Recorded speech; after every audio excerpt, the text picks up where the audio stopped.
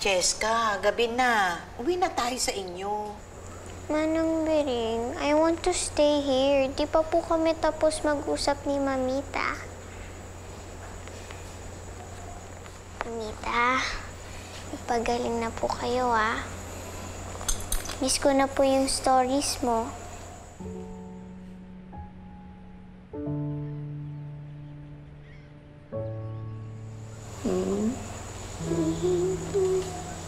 Ano yun, Mamita?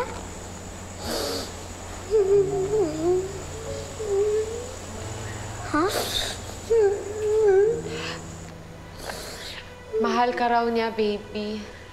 Kaya magpapagaling siya para sa'yo. Talaga po?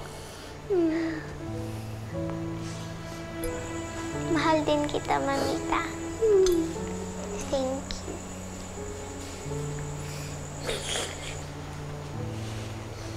Buti pa po kayo, naintindihan niyo po yung mga sinasabi ni Mamita. Dati din po, may way din po ako para makausap ko si Mamita. Kaso po, napagalitan po ko ni Mami kasi nahihirapan daw po si Mamita eh.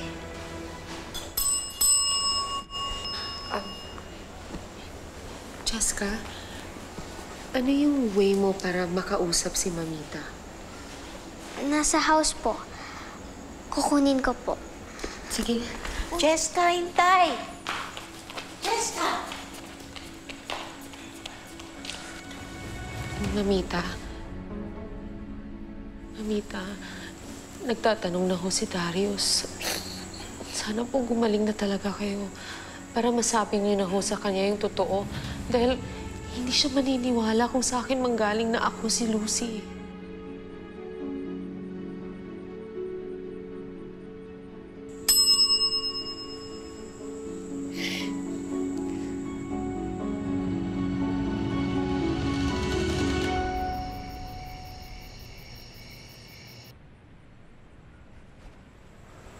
I love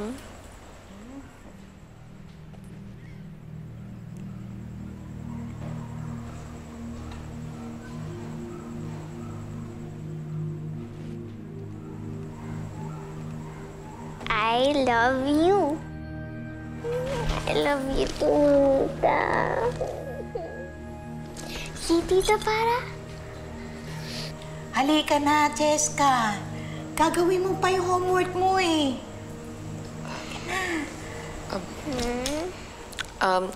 Baby, pwede bang hiramin ko muna to para makausap ko si Mamita? Kaso baka mapagalitan po ko ni Mommy eh.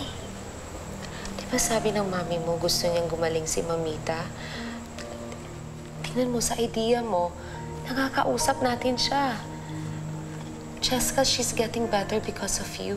Sige po, sa inyo po muna yan. Eh, Mamita, good night po. Mwah!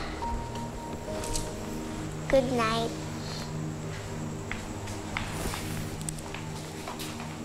Good night, anak.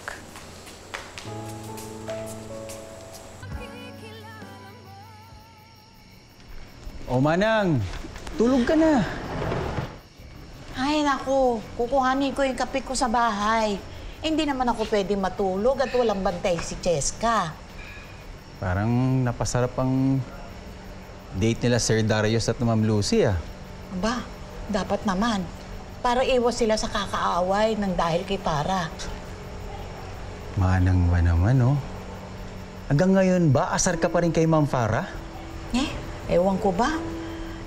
Gusto ko na nga mainis doon eh. Kasi nagkakagulo yung mag-asawa ng dahil sa kanya.